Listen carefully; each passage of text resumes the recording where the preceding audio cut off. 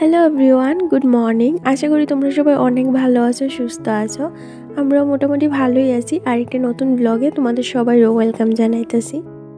I hope আজকের এই ব্লগটা তোমাদের ভালো লাগবে, তো সম্পূর্ণ ব্লগটা দেখার অনুরোধ রইল।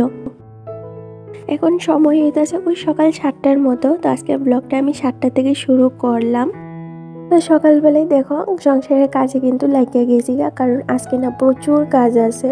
অন্যদিন রাত্রে কি হয়, খাওয়া দাওয়ার পরে বাসন যে কইটা থাকে এই কইটা দইয়া রাইখা দেই, তারপরে যে কাপড় থাকে এইগুলিও কিন্তু সুন্দর করে পাস কইরা রাইখা দিই।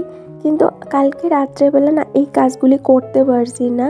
কালকে রাত্রে ওই 8টার থেকে হঠাৎ করে দাঁতের ব্যথাটা এত পরিমাণ বাড়ছে যে কোনো কাজ করতেই আমি পারছি না। রাত্রেবেলা খাওয়া দাওয়ার পর এই যে বাসন কইটা আসছিল এগুলি এমনি সিঙ্কের উপরে রাইখা দিয়েছি, মানে কইতে পারে সংসারের কোনো কাজই করছি না। এই কারণে আজকে দেখো একদম সকাল সকালে কিন্তু ঘুম থেকে উঠে গেছি গা।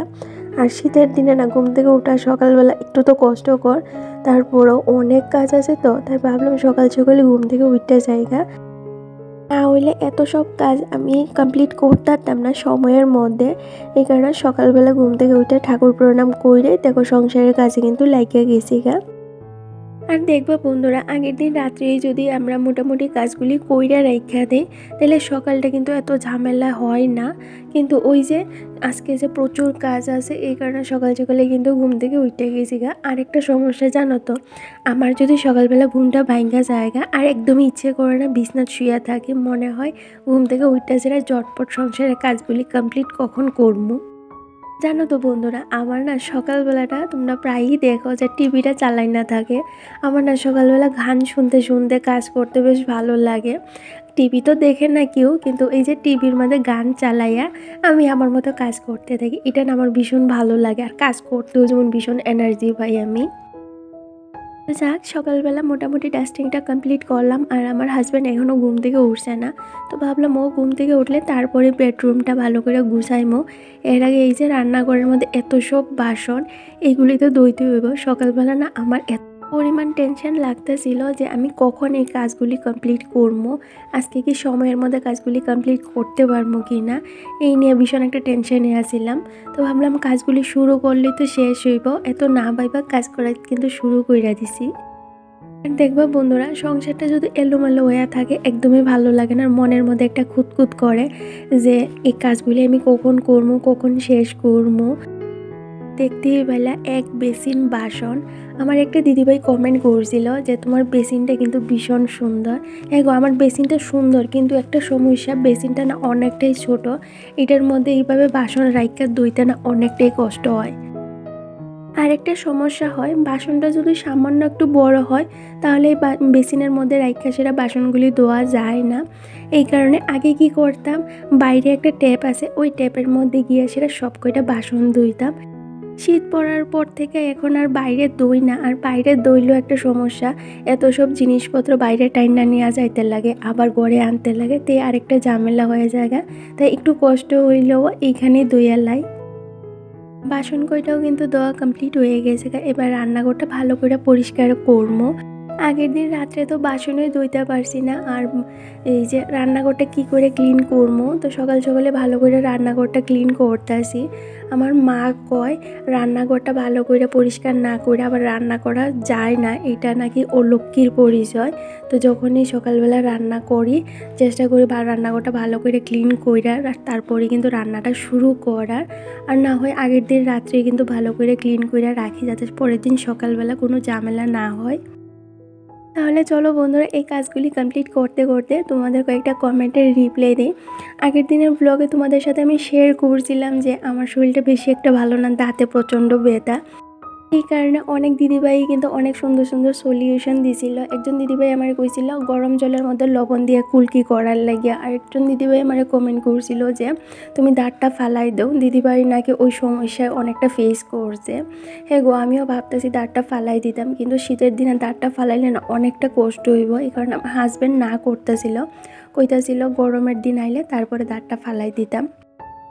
একটা দিদিভাই আমারে কমেন্ট করছিল, দিদিভাইয়ের নাম হইতাছে পারমিতা। ওই দিদিভাইটা আমারে কইতাছিল আমি তো তোমার কথা শুনতে আই। তো থ্যাংক ইউ সো মাচ, তুমি আমার কথাগুলি এতটা পছন্দ করো। আর আমি তো সেই রকম কোনোভাবে কথা কই না, আমি নর্মালি যেভাবে কথা কই আমি এইভাবেই তোমাদের সাথে কথা কই। আর তোমাদের আমার এই কথাগুলি যে এতটা ভালো লাগবে এটা কিন্তু আমার কাছে বিশাল বড় একটা পাওয়া। আজকে আমি একা একাই টিফিন কইরা লাইতাছি, কারণ আমার হাজব্যান্ড এই জাস্ট ঘুম থেকে উঠলো, ওইটা সেটা ফ্রেশ হইতে গেছে, তারপর ও একটু বাজারে যাইব। আর এখন যেহেতু বছরের লাস্টে, এই কারণে ওর একটু ছুটিটা বেশি, যে ছুটিগুলি পেন্ডিং আছিল এই ছুটিগুলি এখন দিতে আসে। আর জানো তো খুব কষ্ট লাগে, আমরা যখন বাড়িতে যাই তখন এই ছুটিগুলি আমাদের দেয় না, ওই 4 দিনের বেশি আমরা ছুটিই পাই না, তখন খুব কষ্ট লাগে। এত দূর থেকে গিয়া সেটা বাড়িতে 4 দিন যদি সময় কাটাই তাহলে কার না কষ্ট লাগে কত। আমার মাঝে মাঝে খুব রাগ হয়, তখন আমি হাজব্যান্ডের কই যে আমরা যখন বাড়িতে যাই তখন এই ছুটিটি দিতে পারে না।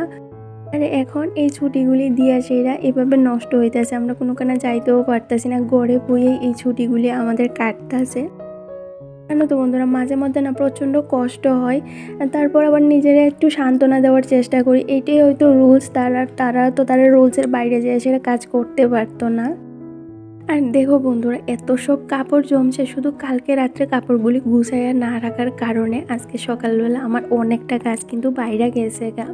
তো যা কি আর করার, শরীরটা তো সাথ না দিলে দেখবা কোনো কাজই তো করা যায় না। তো সকালবেলা এই সব কাপড়পত্র যা আসছিল সব ভালো করে বাস করে জায়গা মধ্যে রাখতেছি। আর আমার হাজব্যান্ড তো ওইটা ফ্রেশ হইলো, বাজারে যাইব, বাজার করব, তারপর আয়েসে টিফিন করব। একটা দিদিভাই কমেন্ট করছিল, দিদিভাইয়ের নামটা হইতেছে হাউস ওয়াইফ রিঙ্কু। দিদিভাই আমার কমেন্ট করছিল যে আমি তোমার পরিবারের নতুন বন্ধু। থ্যাংক ইউ সো মাচ, তুমি আমার পরিবারের নতুন বন্ধু হওয়ার জন্য। আরেকটা দিদিভাই কমেন্ট করছিল, দিদিভাইয়ের নামটা হইতেছে ফাল্গুনী সরকার। দিদিভাই আমার কমেন্ট করছিল যে তোমার ভিডিও আমি ফার্স্ট টাইম দেখলাম, খুব ভালো লাগলো। থ্যাংক ইউ সো মাচ দিদিভাই, তুমি আমার ভিডিওটা দেখছো, তোমার কাছে ভালো লাগলো। তোমরা সবাই আমার পাশে এইভাবেই থাকো, আমি তোমাদের সবাইরে আমার পাশে এইভাবেই চাই। আর তোমরা কিন্তু আমার অনেকটাই সাপোর্ট করতেছো, তার জন্য অনেক অনেক অনেক থ্যাংক ইউ। তোমাদের যতটাই থ্যাংক ইউ কমো অতটাই কিন্তু কম। যাক, তোমাদের সাথে গল্প করতে করতে দেখো অনেক কইরা কাজ কিন্তু সারলাম। আমার হাজব্যান্ড গেল বাজারে, তো আমারও মোটামুটি কাজকর্ম শেষ হয়ে গেছে গা। এইবার এই যে ঘরটা ঝাড়ু দিমু, ঘরটা মুছমু, তারপর স্নান কইরা পূজা দিমু। আর তোমাদের তো প্রথমেই কইলাম, আগের দিন যদি কাজগুলি আমি একটু না গুছাই রাখি, পরের দিন সকালবেলা না অনেকটাই কষ্ট হয়ে যায়। তারপরও আমি যেইভাবে আমার কাজগুলি কমপ্লিট করি বা সময়ের মধ্যে কমপ্লিট করি, এইটাই কিন্তু তোমাদের সাথে আজকে শেয়ার করতেছি। আই হোপ তোমাদের ভালো লাগবো, কারণ দেখবা আমরা সবাই কিন্তু একটা কাজ করতে করতে ওই কাজটা নিয়ে সেটা অভ্যস্ত হয়ে যায়। আর আমরা সবাই জানি আমাদের সংসারটাকে কীভাবে চালাইতে লাগবে বা কীভাবে চালাইলে আমাদের সংসারটা সুন্দর থাকবো। আর আমরা যারা মিডল ক্লাস মানুষ আছি, আমাদের জন্য তো কিন্তু আমাদের সংসারটাই আমাদের সবচেয়ে বড় সম্বল। আমরা যতটুকুনি নিজের কেয়ার করি বা নিজের যত্ন করি, ঠিক অতটুকুনি কিন্তু আমরা আমাদের সংসারটারও কিন্তু যত্ন করি, কারণ এইটাই আমাদের কাছে সম্বল। আর বিশেষ করে আমরা যারা হাউস ওয়াইফ আছি, আমাদের কাছে তো আমাদের সংসারটা আমাদের লাগে স্বর্গ, যেইটা আমরা নিজের হাতে একটু একটু কইরা উঠাইছি, এইটাই আমাদের কাছে সবচেয়ে বড় সম্বল। আরেকটা কথা যেটা আমি মনে প্রাণে বিশ্বাস করি, যে জীবনে যেরকম পরিস্থিতি আয়োগ, আমাদের কিন্তু সব পরিস্থিতির সঙ্গে লড়াই করার লাগে সর্বদাই কিন্তু প্রস্তুত থাকতে হইব। কারণ পরিস্থিতি দেখবে সব সময় একরকম থাকে না, আজকে হয়তো ভালো কালকে হয়তো খারাপ, কিন্তু সব সময় আমাদের প্রস্তুত থাকতে লাগবো যে খারাপ সময় আইলে ওই সময়টার সঙ্গে আমরা কিভাবে মোকাবেলা করতে পারবো। আজকে তোমাদের সাথে হয়তো আমি কথাগুলি কইতে পারতেছি, কিন্তু একটা সময় আসিল যে সময় আমিও না খারাপ সময় আইলে অনেকটাই কিন্তু বই পাইতাম যে কি করবো, আমার দ্বারা আদৌ কি সম্ভব হইবনি। বিশেষ করে সংসার লইয়া সেইরা প্রথম যখন সংসার করা শুরু করছিলাম, তখন আমি ভীষণ বই পাইতাম যে কি করবো, কিভাবে করবো, কোত্থেকে শুরু করবো, কিছুই বুঝতে পারতাম না। যখন বুঝতে পারতাম না তখন মারে ফোন কইরা কইতাম যে আমি তো ওইটা পারতাছি না, রান্না করতে পারতাছি না, ঠিকঠাক মতো সংসার সামলাইতে পারতাছি না, সময় মতো কাজগুলি কমপ্লিট করতে পারতাছি না, কি করবো, কোনো সলিউশন দাও, আমার দ্বারা হইতো না। তখন মা আমারে কইতো যে দেখ বাবা, কারোর দ্বারাই কিন্তু হয় না, সবাই কিন্তু একটু একটুই কইরা শিখে, কেউ কিন্তু জন্মগত কাজগুলি শিক্ষা আইয়ে না। যাক বন্ধুরা, তোমাদের সাথে গল্প করতে করতে দেখো স্নান টান সাইরা পূজাটাও কিন্তু দেওয়া হয়ে গেছে। আর কালকে বেডশিটগুলি চেঞ্জ করে দিয়েছিলাম, ওইগুলিও ধুয়া দিছি। আর তোমাদের সাথে আজকে একটা জিনিস শেয়ার করবো। এই যে দেখতেছো এই কড়াইটা কালকে রাত্রে না বিকেলবেলা পার্সেল আইছিল, তো কালকে তো আর তোমাদের সাথে শেয়ার করতে পারছি না, তো ভাবলাম আজকে শেয়ার করি। তোমরা দেখো অনেকে আমি ননস্টিকে রান্না করি, কিন্তু ননস্টিকে রান্না করতে গেলে তার কিন্তু বাসনও দরকার। তো বাসন যদি না থাকে অনেকটাই কষ্ট হয়ে যায়। আমি একটা সসপ্যানে রান্না করতাম, জিটের মধ্যে রান্না করতে অনেকটাই কষ্ট হইতো। তো আমার হাজব্যান্ডে কইতেছিলাম যে আমার একটা কড়াই আইনা দাও। একটু টাকার সমস্যা ছিল, এই কারণে এতদিন আনতে পারছি না। তো যাক, ফাইনালি আমার হাজব্যান্ড আমার এটা আইনা দিছে। এখন আর কোনো সমস্যা হয় না, এখন গ্যাস না হইলেও কিন্তু ইন্ডাকশানে ভালোই রান্না করতে পারি। তো যাক, আজকে নতুন কড়াইয়ে রান্না করলাম, বেশ ভালো লাগতেছে জানো তো বন্ধুরা নতুন কড়াইয়ে রান্না করতে। তো আজকে রান্না করলাম সয়াবিন তরকারি আর ফুলকপির বড়া, আর ডাল তো আছে এইটাই আজকে দুপুরের খাবার আমরা। আর মধ্যবিত্ত পরিবারে কিন্তু আমরা চাইলেই দেখো সবসময় সব শখ পূরণ হয় না, তার জন্য আমাদের ধৈর্য ধরতে হয়। যেই রকম আজকে দেখো এই কড়াইটা কিন্তু অনেক দিনের ইচ্ছে ছিল আমার আনার, কিন্তু টাকার সমস্যা লেগে এই কড়াইটা আনতে পারতেছিলাম না। একটু লেট হইলেও কিন্তু আমি আজকে কড়াইটা কিনতে পারছি। আর কড়াইটা জানো তো বন্ধুরা ভীষণ ভালো, আর অনেকটাই কিন্তু ওজন আসিল। আর তার সাথে এই যে খুন্তিটা দেখতেছো, এইটা কিন্তু আমার আগেই আসিল। এটা আমি হায়দ্রাবাদ থেকে কিনছিলাম। যখন আমি হায়দ্রাবাদ পড়াশোনা করতাম তখন একটা দোকান আসিল হায়দ্রাবাদে, যেই দোকানে সব জিনিস কিন্তু 10 টাকায় বিক্রি হইতো। ওইখান থেকে আমি না আমার সংসারে অনেক সব জিনিস আনছি 10 টাকা কইরা সেইরা। তখন আমি নতুন নতুন সংসার শুরু করছিলাম, মানে আমার বিয়ের পরেও কিন্তু আমার কলেজটা কন্টিনিউ করছি প্রায় 2 বছর। তখনই কিন্তু আমি ওই যে খুন্তিটা দেখতে পাইছো, ওই খুন্তিটা আমি কিনছিলাম হায়দ্রাবাদ থেকে। তো যাক, তোমাদের সাথে গল্প করতে করতে দেখো রান্নাবান্না সারলাম, বাসনও ধোয়া হয়ে গেল গা। এবার চলো দুপুরে খাওয়া দাওয়াটা কমপ্লিট করি, অনেকটাই তো বেলা হয়ে গেছে গা। আর কি রান্না করলাম এটা তো তোমাদের কইলাম আর দেখো সকালবেলা কাপড়গুলি ধুইয়া দেওয়ানোর কারণে কাপড়গুলি কিন্তু বেশ ভালো শুকাই গেছে গা। আর আমাদের ছাদে তো রৌদ্র লাগে না, তোমাদের তো প্রায় সময় আমি কই। এই কারণে চেষ্টা করি কাপড়গুলি কিন্তু সকালে ধুইয়া দেওয়ানোর লাগে। আর কাপড়গুলি যদি বেশি দিন থাকে ভিজা, তাইলে দেখবে কাপড়ের মধ্যে কেমন যেন একটা গন্ধ করে, যেটা আমার একদমই ভালো লাগে না।